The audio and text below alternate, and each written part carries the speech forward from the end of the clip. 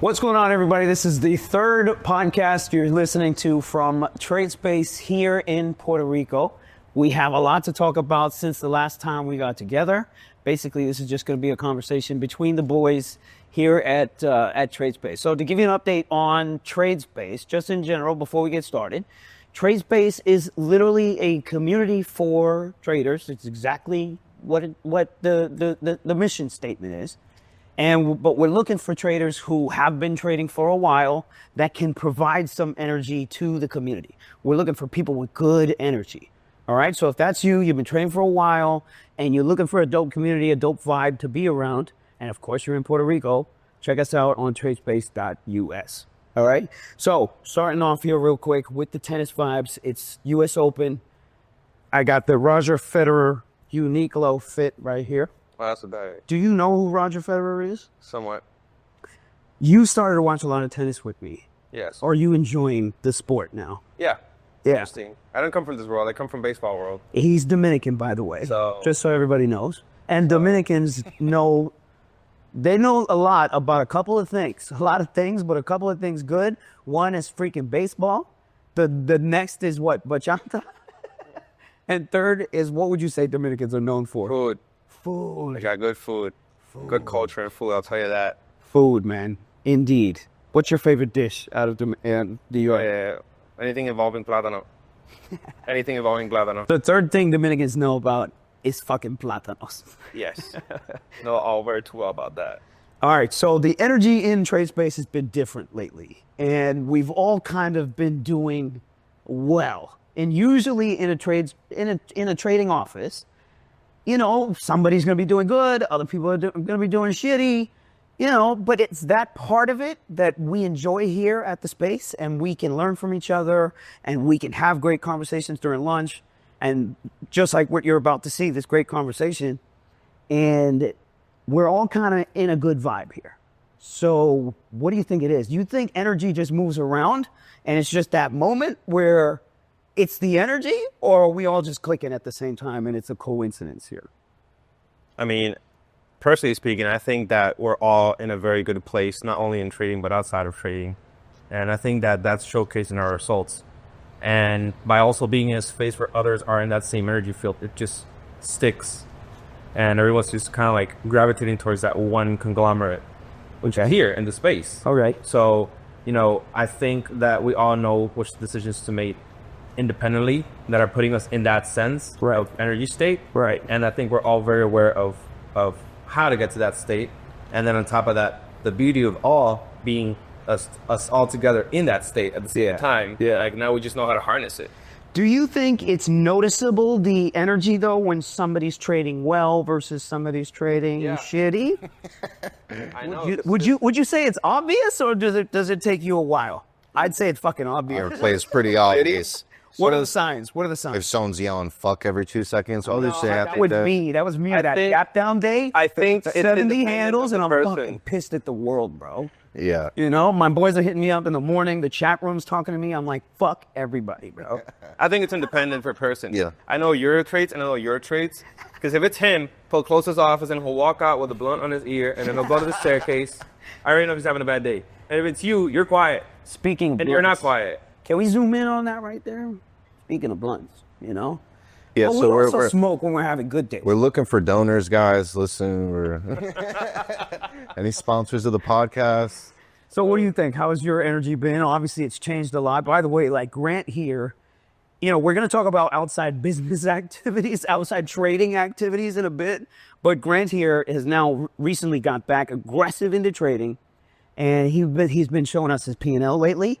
And I'm fucking fascinated, bro. I'm fucking fascinated. I'll explain why, like, after. But how do you think your energy has changed? What do you think is going on? You're just feeling it. Yeah, it's kind of you know, I was kind of talking to you about it. Like, there's been no aha moment at all. Right. So there wasn't like something clicked. It wasn't that I fixed one thing.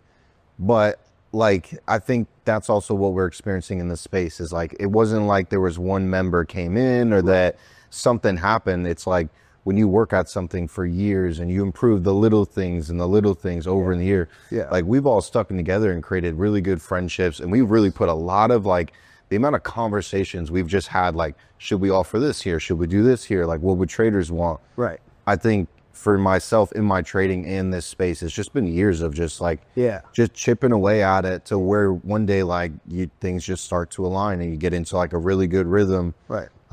So yeah, that's kind of how it felt. Shout out to TradeSpace PR. You can check it out, tradespace.us. Again, this is what it is. You're looking at what it is, and you know, during lunchtime or after trading hours, we all get together and we just share the stories. And of course, the best way to get over some fucking losses is to just let that shit go and come back here and do the damn thing again the next day and the next day and the next day. Because you can fight all you want to, but that's the conclusion you're going to come to eventually, that you got to swallow the shit and come the fuck back the next day. Yeah, the more you fight, the more deeper hole you're going to dig yourself into.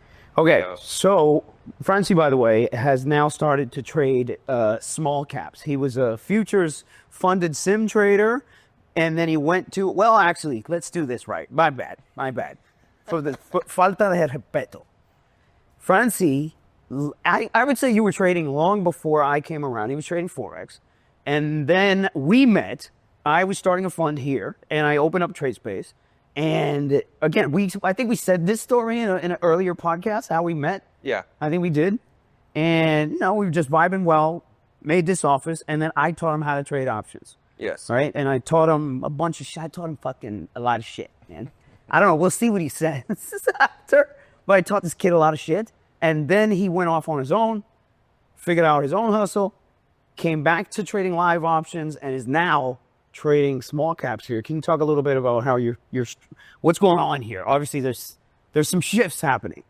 I mean, I think that I've had the opportunity to be trading different markets. Forex market's very different. Options market's very different. Small caps market's very different. But the reason why I pretty much moved towards the small caps market is because I have the opportunity through TradeSpace to be exposed to a lot of traders. Another plug for the tradespace.us. And, you know, it's like, all right, not everyone has this opportunity to be surrounded by great small cap traders. Yeah, no. Right? It's a once in a lifetime kind of thing, bro. Yeah. It's literally a once to have the education I'm well that aware. this dude generally just spills out. I'm well aware, because you have to gravitate to the people that are actually winning and working in this industry. You don't want to gravitate towards people that are just starting to figure it out. Dude, which is the same reason how I started learning from you. Yeah, so preface this with, again, TradeSpace is a community with all different types of traders. We have a couple small cap guys here, and they do pretty well, and they generally kind of spew out information, which is what I do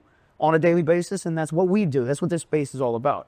So this guy is spitting out gems to Francy all day, and I'm sitting there trading, and then anytime I hear them talk, I'll be like, you know, hey, yeah, what the fuck, what is going on over here, you know? And I'm just listening, because again, it's a wealth of information, and people would pay tens of thousands of dollars for just, you know, just sitting there and hearing some of these things. Yeah. Anyway, continue. So, you know, I was like, why not? Why not endeavor in this world while I have the opportunity of traders around me to learn from it and actually execute from it? Smart decision. So I started trading small caps, and it's been my first week thus far, break even, so that's good. But I'm just starting to get a sense of how that works. It's very different from the way we trade or I trade large caps. Yeah. Right? There's a lot of research, a lot of fundamentals involved. There's a lot of anticipation or practice before the market even opens involved. And that's something that I'm starting to get acquainted to. On top of that, it's also the diversion of mental awareness between two different markets. Because when 9 o'clock hits, I'm usually wired for like the stock market stock market large caps to actually start running and me, you know, fishing my moves.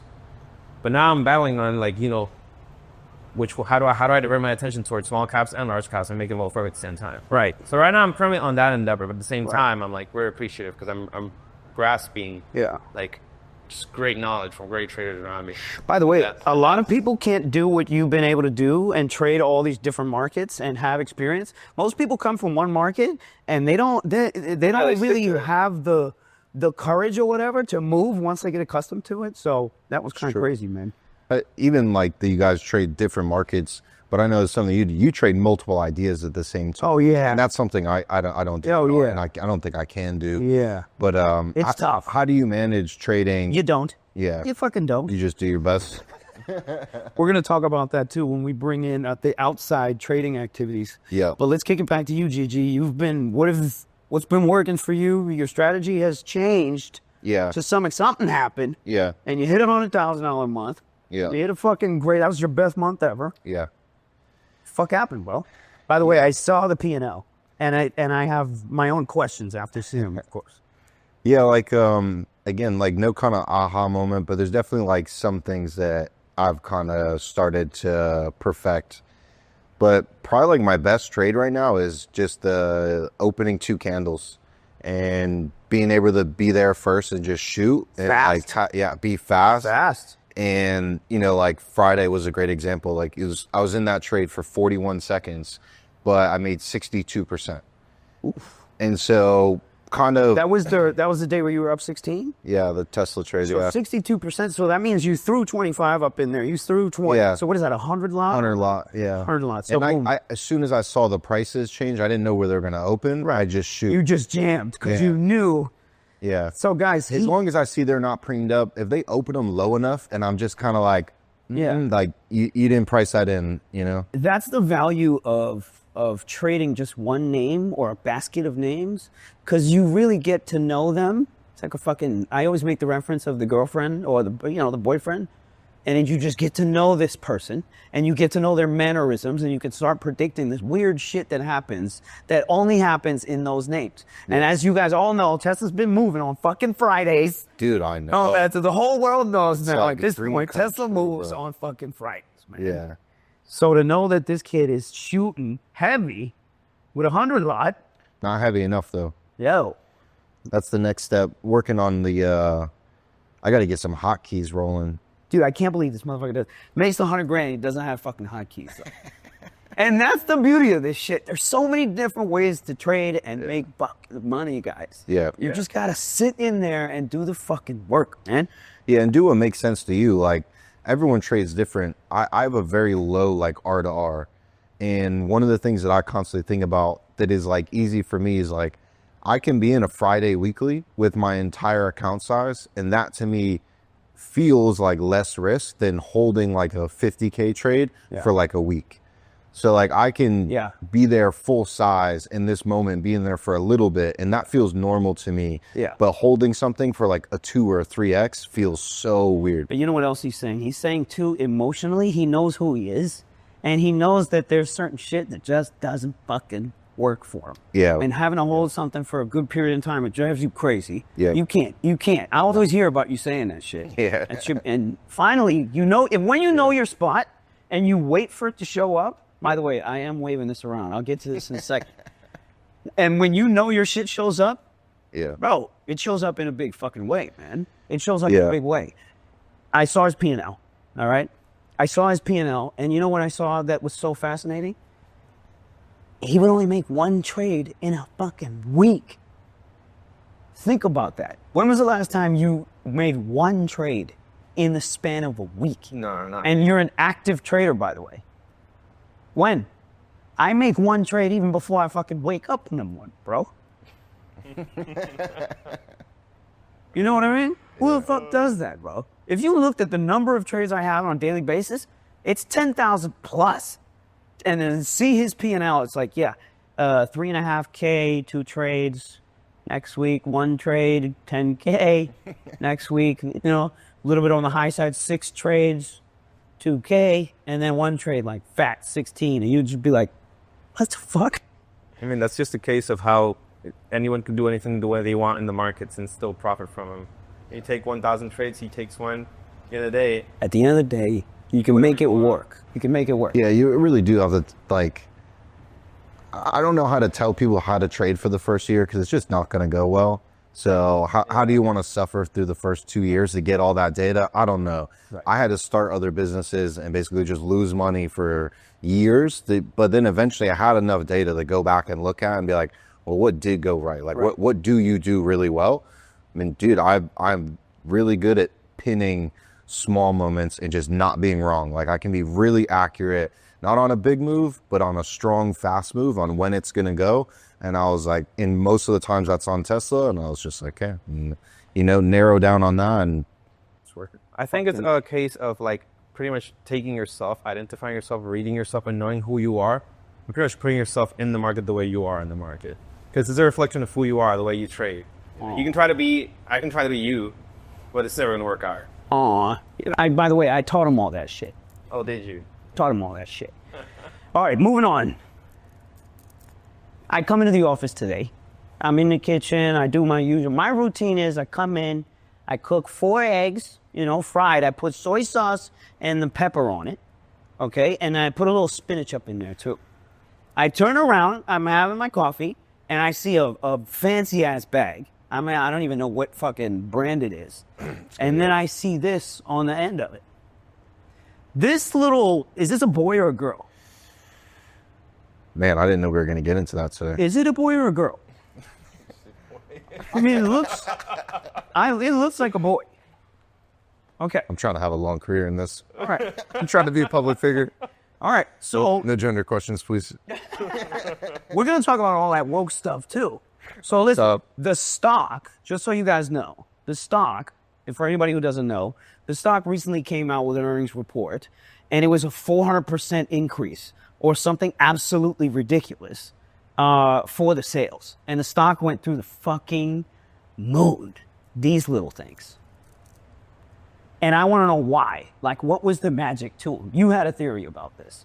And by the way, I put it on a short position. I'm going to talk about the short position that I have on your fucking favorite little Labubus here. Was this a real one or a fake one? It's real. Okay. It's not his, so he claims. However, So he claims. however, what do you think of these things? And would you short this with me? Are you in this short with me? Yeah, I would short it too.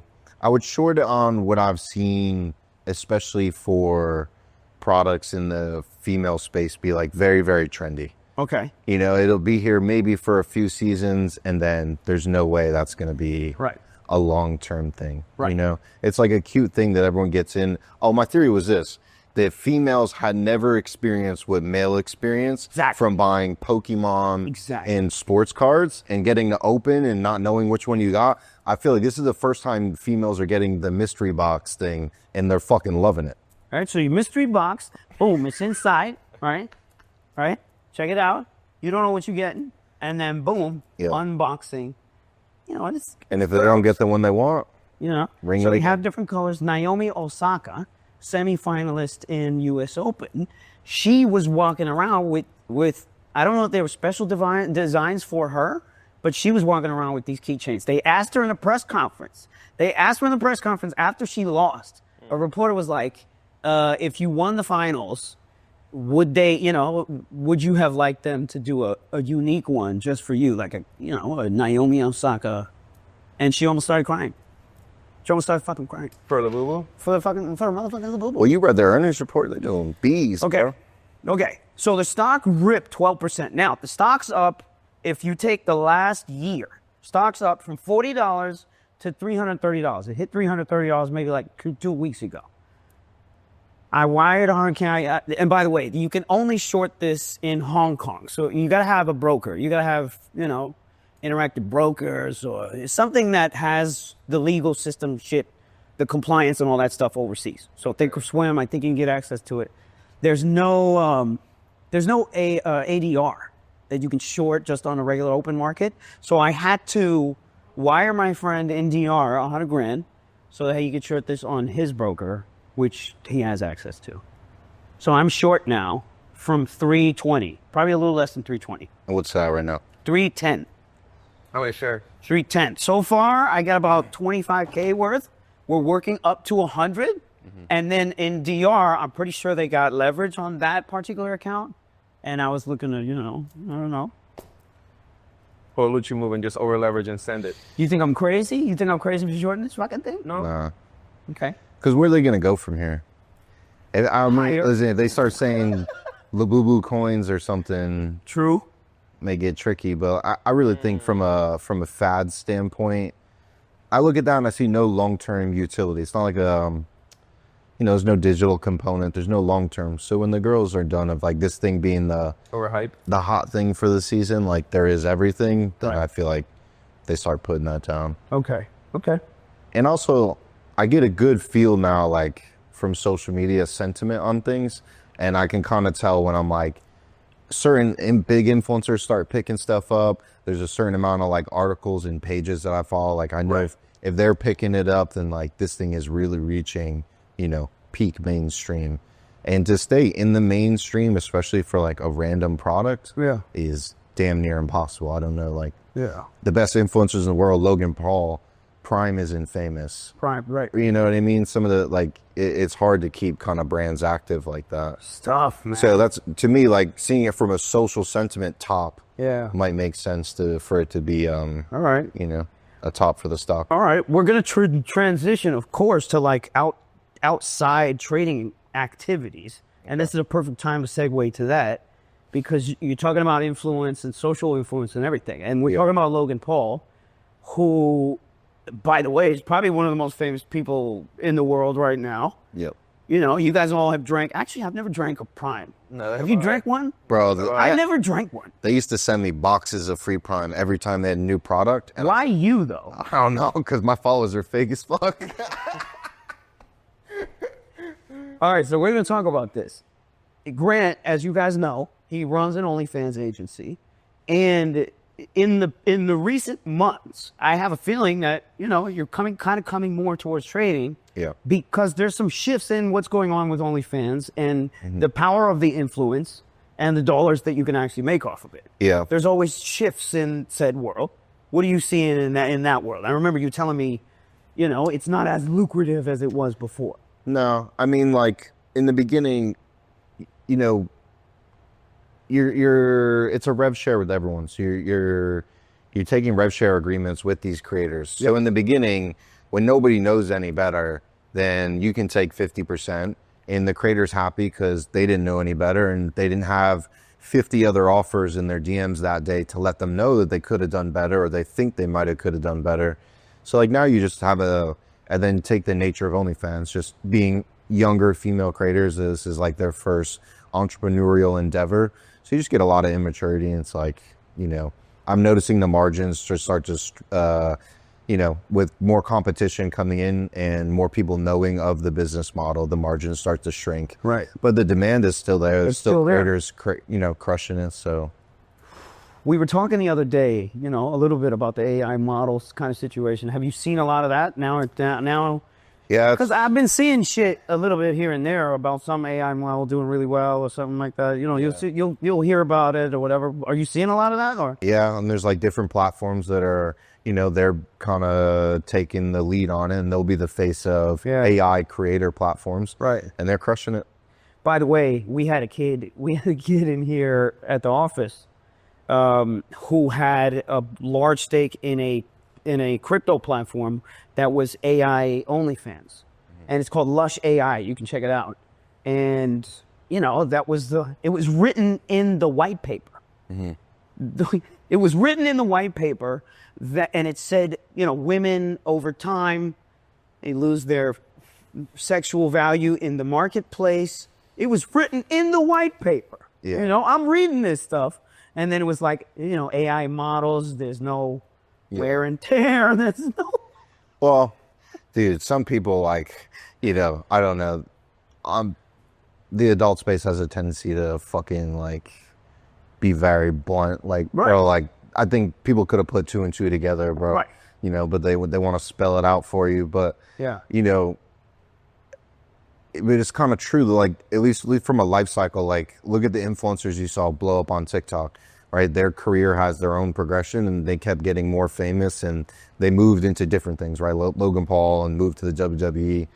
So it does kind of beg the question: like you're creating these AI influencers, they're going to have hundreds of thousands of followers.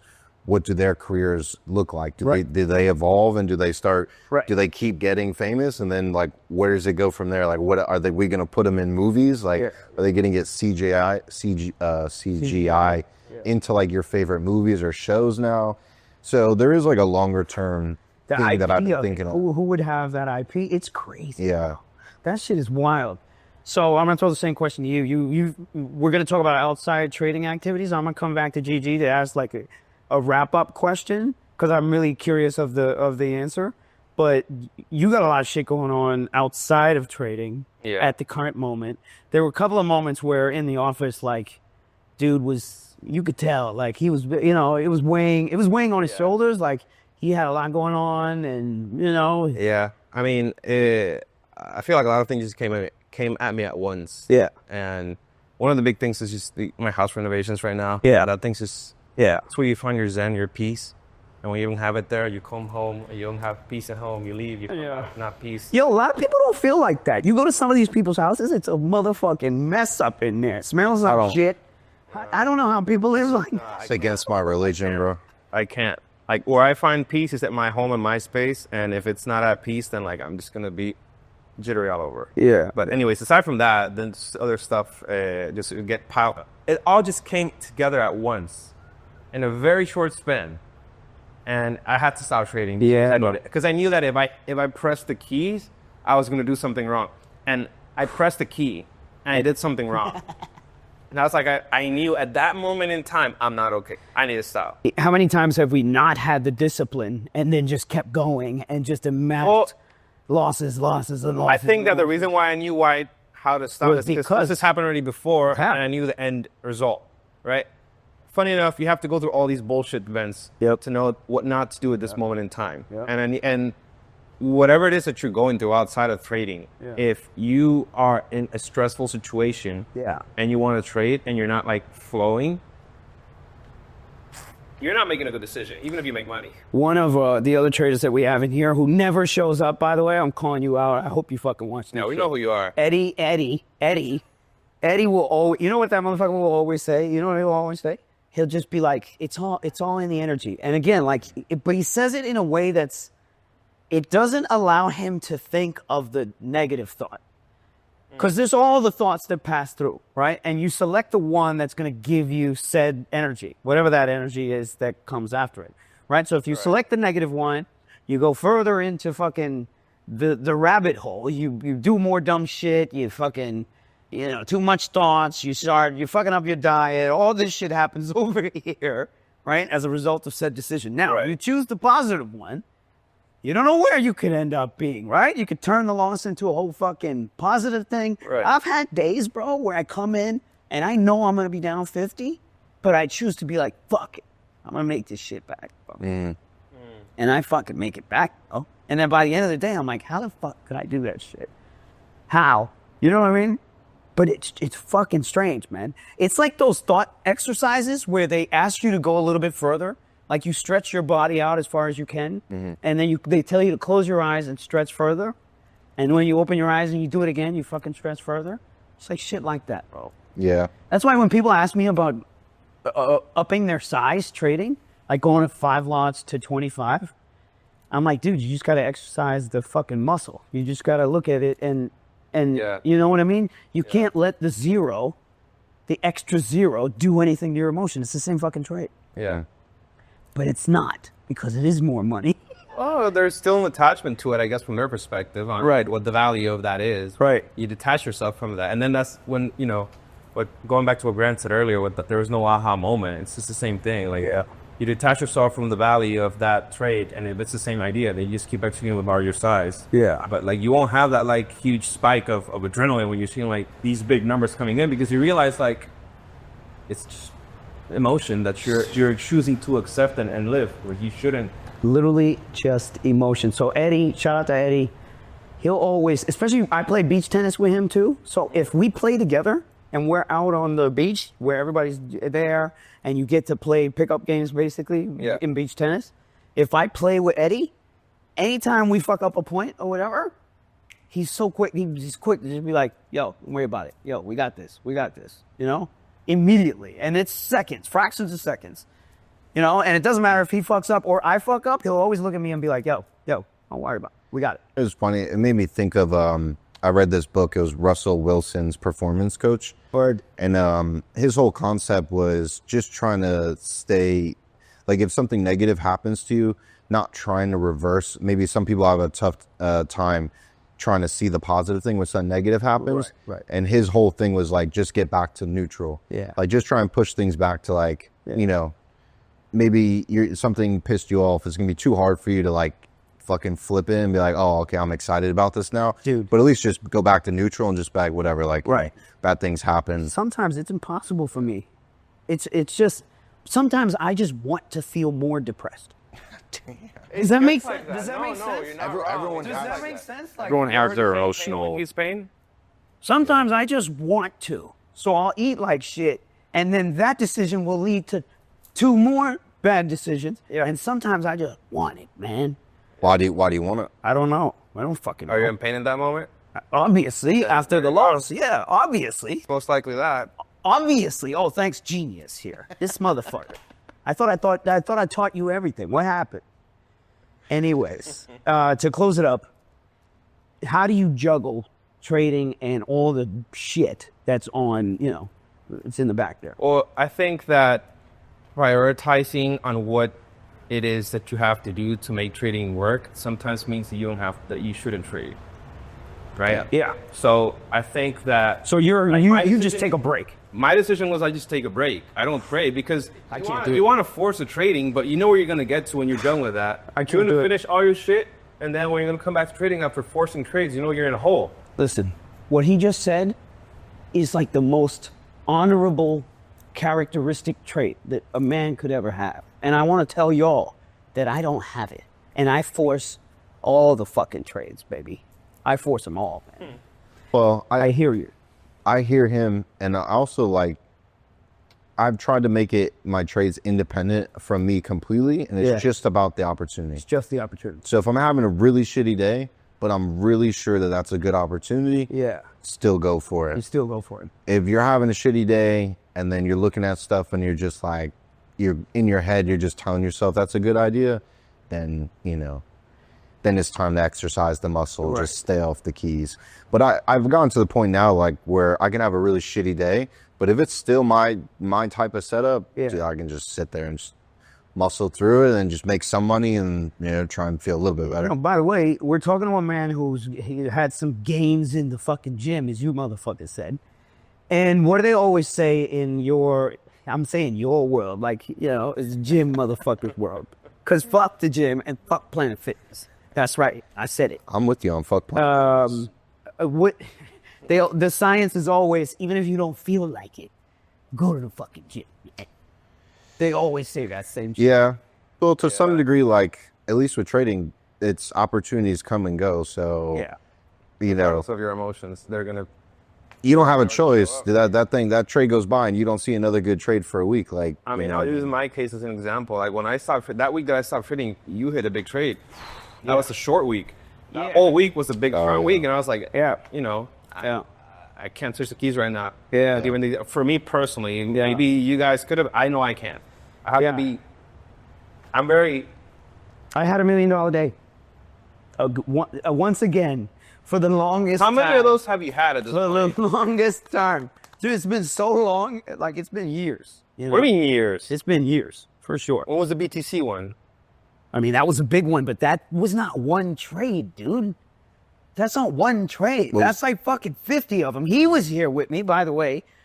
We were in here at 2 o'clock in the morning, 3 o'clock in the morning, drunk, high as fuck, shorting BTC futures on what were we on? Binance? Binance, yeah. So we'd go out, right? And then we'd come back to the office and we'd just pound it. 50x leverage short. Roll it and then roll it and roll it and roll it. Wait for the little rip, shoot. Wait for the little rip, shoot. These guys were in the office listening to me. I'm like, yo, I'm up another 60, up another 100, up another 20. And all I was doing was just 50x fucking shorting this shit, bro. It was a thing of beauty. But that was 100 trades, bro. It wasn't just one trade. Which one won this one trade then? You think I fucking remember what I even fucking traded yesterday, bro? That brings me. Do you do any review No. or journaling of your trade? No. I remember I used to. Okay, the next question is gonna be like, did you used to? Yeah, fuck yeah, man. I don't think there's a way you could get good unless you analyze Look and back at your observe stuff. like an insane person. I sat there and I watched, you guys will look at a chart or you guys will look at an execution or something like that. I looked at the tape.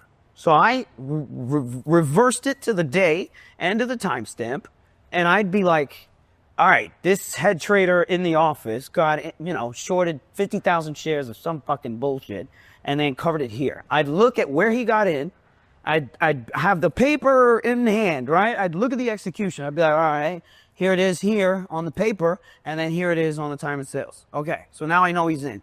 Okay, well, what did it look like? What did it look like? What did it look like? What did it look like? Where's the bid and ask? How many transactions here? Okay. You see it all. So you're just reading it, and then he gets out. Why did he get out? What else happened after? I did that shit for fucking a year, bro. Yeah. I did that shit for a year. You know what I mean? And that's ingrained in your process now. It's ingrained in, it's like riding a bike, but just a complex stream of information, So that's how I learned it. So I did that for a year. Does that make me cocky because I'm not doing it? Probably. There's probably an element of that. Because after the trading day, I'm fucking tired, bro. But do you trade that different? Like, when you're in that period in your journaling stuff, like, do you feel like your trading is much different than then? Or? So different. Oh, it's so different. I have to adapt. Fucking. Yeah. We didn't get to ask you yet. You want to talk about the 0 DTEs and the new strategy that you're working? Guys, great segue here, by the way. All I trade now is fucking 0 DTEs, baby. 0 DTEs. Every day is fucking 0 day, baby. That's what I say to my fucking clients now every day. That's how I start. It's like a fucking war room up in there. Yeah, oh, I can tell you've been enjoying. Because you're just there. You just bring the fucking ammo. All the ammo is these gamma tools that we're using. By the way, there's all this. The whole world now is floating towards options gamma. And if you don't know what this is, again, easy Google. You'll jump down this rabbit hole. But the beautiful thing about this rabbit hole is that it never ends, and nobody fucking understands it. However, everybody wants to use it. So they're paying crazy money for these tools that they don't even know how to fucking use. And it's that kind of world right now. All because 60% of the volume in the options market is fucking trading 0 DTEs, bro. No way. 60%, bro. Yes, it's a big number. Dude. It's a very big number. I'm watching guys open up 50,000 spreads on both sides every day. And we're talking about needing accounts of 50 million plus just to be even to put the trade on. And then I'm watching them hedge out of it, bro. So the amount of contracts and the amount of movement in these contracts, it's insane. Wow. All the juice is here. And you know what's crazy? It kind of, don't come at me in the fucking comments, but it kind of looks like small caps. You want to know why? And just a quick freaking class on it. You get an option that is out of the money, all right? And all of a sudden it starts getting closer to the money. There's an IV calculation that kind of comes into these options, right? So the perception will increase, right? Fuck the Greeks, fuck all that math shit. Just look at it from a perception standpoint, right? So there's all this emotion that comes into the option. You get a 0, any option, it goes to fucking $5. And then like this, it goes to $1. And it happens fucking 20 times a day. And it all looks like this. Every single chart looks like this. And you start to think like, all right, the game's here, obviously. So now how do I put the pieces together? How do I not overtrade? How do I just scrape here, scrape there in high probability moments? And that's the whole fucking strategy. That's literally the whole fucking strategy. And it's all 0 day options. Everybody trades futures with it because they don't want to trade options. Those ones who don't want to trade options, they'll trade the futures or they'll just buy one of the Qs or, whatever. And all the funded sim guys, they're using the options gamma levels as well. So the funded sim world is all up in there too. So that's the new product, and that's what I'm doing actively every day. Yeah, I can tell you're enjoying it very much. You said one thing the other day that I was like, oh, that kind of makes sense. It's like, I no longer have to be picking a direction. I just wait and shoot. Ooh. And I can tell that's cleared so much of your stress. It's powerful. Of the day-to-day. It's powerful. You just sit there and wait for it to happen. And when it happens, you're just there, shoot, that's it. Click. And the worst part and the most stressful part is what else am I doing outside of that? That's the stressful part. The dumb shit that I might shoot on. The dumb shit you're waiting. Outside of it, right? Yeah. Tesla on a Friday. Yo, let's load up and let's throw 200K up in this motherfucker. It's going to 350, 11,000 is where it's going, And you'll just shoot on a trade that doesn't work because of the same directional analysis we're talking about, by the way. Like directional trading, trend trading is awesome. You make the most gains through these moments. Whether you're a swing trader, fucking day trader, whatever. This is where you pull $1 million trade. You need a trending market. Because you need to have confidence that you know what's going to happen on the next tick. That's why trading directionally is so fucking hard. You're trying to predict. You're trying to anticipate. In this world where there's shakeouts, there's fucking people in there playing games that you don't even understand. That move the market, news algorithms, fucking news that doesn't even exist, a fucking tweet, all of this nonsense that is going on. And you're sitting there trying to hold a fucking option? Yeah. Yeah. A dollar option that goes to 0, then it goes to 5, then it goes to 3, then it goes to 10. You're sitting there trying to hold. It's not fucking. It's getting more difficult than ever to me to predict future price action. So you have to wait until those days where they really choke people. And I'm good at reading where the emotion is trapped, where you're trapped like a fucking rat, bro. It's like this motherfucker. This motherfucker right here, right? This motherfucker's gonna die. And that stock's gonna go back to $50. So that's what I'm up to. Hey, If it's crushing working, it. keep it up. That's what I think you'll take it far. I honestly think you will take it far. I think the 0DT is not going to go anywhere. It's not gonna go anywhere. You have a very high tolerance of reacting to these high emotional states. Yeah. You know how to read that about We've been people in there. this office. We've been there. Yeah. We've been there. We used to do this strategy together, by the way. That's how I taught him. So the writing strategy always worked. It just evolved, just like everything. Everything is going to evolve, just like fucking AI, the OnlyFans, all this kind of stuff. Last pivot here before we close it out. Do you take trading in all the other business activity that you have on the side? So do you look at life as a trader in every situation? Like, how do you bring the shit that happens here to the decisions you make in business and in life? You know what I'm saying? Like, is it a big part of how you look at the world because of what we do as traders? I mean, I think I can't unsee the world differently.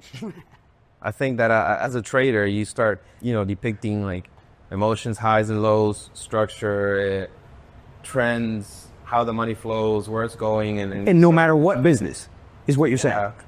The volume, how much people can I sell to, how fast can I scale, Supply and all these demand. things, supply and demand. Okay, and yeah. It's all attached to trading. Like Yeah. trading is the thing that can help you in business and entrepreneurship. It'll force you to. You have no option, and you'll see it in business in general. Yeah. Everywhere you go. Yeah, yeah. So you're okay. So you look at the life directly through a trader's lens, and and that's it. Yeah. Are you able to separate the two when you need to? Like, have you run into experiences where your trader mindset is fucking you up somewhere? Oh yeah, for sure. What is that? Because it's a situation where I shouldn't be devoting too much energy and analysis into it. Sure. And I am, because I am a trader. Because you're If I'm trading. breaking everything down like this. It's like, just pick your cheese. Oh, exactly. I don't need to be now analyzing everything, It's like my default is to that, because I wake up and I'm already brainstorming how to pick the next best probable move. Right. And like, okay, so now I'm picking couches. Like, what's the best probable couch? It's a couch. You're going to sit on it and watch TV. That's it. Oh, no, it has to be an L shape because it is. It has to be, white because of the carpet. Come on. I think that's just you, but that's because we know you. GG, same question. Like, do you look at the rest of your life through a trader's lens, or are you able to switch it up and have different mindsets for like the different things that you do? I feel like having a trader mindset for the ladies, our relationships, is probably not that ideal. Yeah. I think you gotta eventually master wearing each hat. Wearing two hats. Yeah, knowing how to transition out of the hats and stuff. Right. So, I've learned a lot from trading and brought that in other parts of my life. I also learned a lot from business and brought that into trading. Okay. Okay. Yeah. Are you able to switch between the two masks easily? Is it? I think the switching isn't the hard part. It's I swear switching it's not that switching takes energy, but each one pulls energy.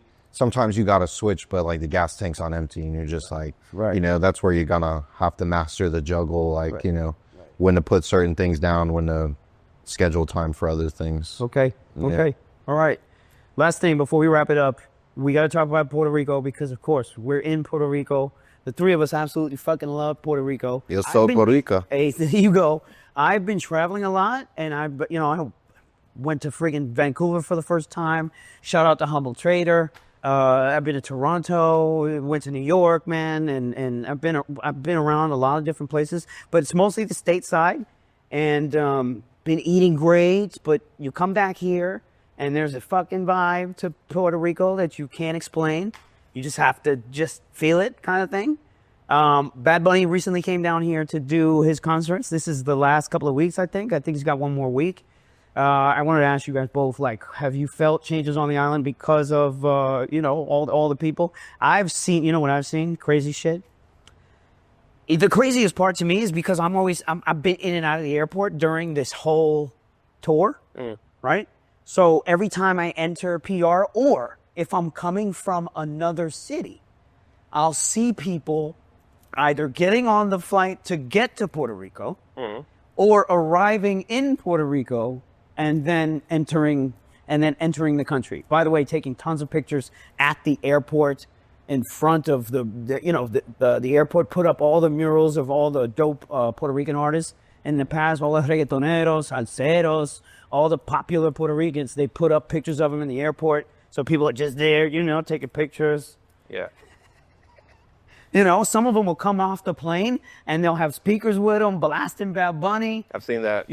So los boricuas que viven en Nueva York, right? So all the Puerto Ricans that live in Orlando, Kissimmee, all over the world, right? You'll see them coming in droves, man. They'll come in for the weekend, and then you know what else you'll see? 1 o'clock in the morning, same motherfuckers are on the flight to go the fuck back home, bro. They'll come in, see the concert, which is kind of like one thing I was kind of hating on. It's like, yo, if you're going to come here and see the concert, spend a fucking week here, man. Spend a week here. Go to fucking Luquillo. Go to the rainforest. Like, go do some shit. Do some shit. You bought the hotel package and you're here for a night, and then you got on the fucking plane to go back home. Like, just hang out and catch a vibe. What have you seen specifically outside of San Juan? Anything? What have you seen? I mean, I don't know. I feel like Puerto Rico's been receiving a lot of love recently, and I like that. Yeah, International. You're saying out in the news. In the news, in the world, from people, like, it's just like, I'm very heartfelt in a sense with all the artists that have joined in the concerts and all the people that have flown internationally from the island and come to explore and see like all the beauty that it has to offer. Yeah. And I feel like also it's helped economically with a lot of local people's 100% local shops here. Yeah. That is like, if there's something that I would pat on the back like to Bad Bunny, is the fact that how much this residence has impacted the well-being of the island. Yeah. I love that so much. The energy. Yes. Yeah. The energy is just... Yeah. By the way, did you even go? Great. Yeah, I went. You went. Yeah, I went. I loved it. You It's went. been great. Guys, I mean, for those folks who haven't gone and who aren't going and who wanted the experience, remember, I mean, he chose not to do these concerts in the state for whatever political reasons he may or may not have. We ain't here to talk about that shit. So a lot of people weren't able to experience all this. A lot of people weren't able to come. It was fucking worth it, man. It was worth it. It was worth even paying double on the online markets for the ticket. It was worth it. It really was. I can't believe I'm saying this because I'm usually a fucking hater, but geez, it was worth it. It was a fucking movie, and it kept going, man. 3.5 hours, man. Yeah. And it was all polished. Even the lights that they gave you in the beginning, it all lit up. The technology was fucking on point. La casita, bro, en medio del mundo, with the DJ right there. Whenever you think he can't outdo himself, Dude. he outdoes himself again and again and again and again. The fucking whole, the rainforest they built right there. Yeah, the and all the mountains. little like rincones they would go to. They built literally the rainforest in the stadium.